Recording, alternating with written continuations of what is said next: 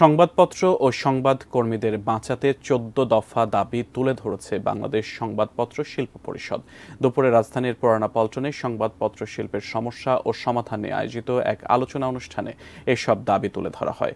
অনুষ্ঠানে সংগঠনের সভাপতি ডক্টর এনায়েত করিম, সাধারণ সম্পাদক ইউনুস সোহাগ, উপদেষ্টা মামুনুর রশিদ মামুন, দৈনিক আলোর জগতের সম্পাদক ফারুক তালুকদার ও দৈনিক পাঞ্জেরির সম্পাদক বীর মুক্তিযোদ্ধা নুরুল ইসলাম তালুকদার সহ বিভিন্ন সংবাদপত্রের সম্পাদক ও প্রকাশকরা উপস্থিত ছিলেন।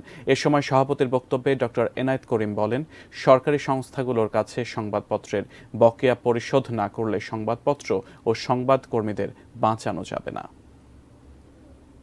বিজ্ঞাপনের রেট বাড়াতে হবে। শিল্পের জন্য স্বল্প সুদে ঋণ দেওয়া, এই যে স্টিমুলাসের কথা বলেছে, ২.৫ লক্ষ কোটি টাকা স্টিমুলাস দেওয়া হয়েছে বিভিন্ন ব্যবসায়ীদের। তো আমরা তো এটা একটা ব্যবসা, সর্বোচ্চ ৩ মাসের মধ্যে সরকারি বিজ্ঞাপনের বিল পরিশোধ করার ব্যবস্থা করা।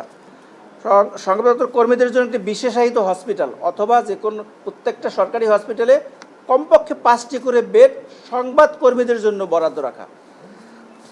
তারপরে হলো সংবাদ কর্মীদের জন্য বিশেষ পেনশন স্কিম চালু করা।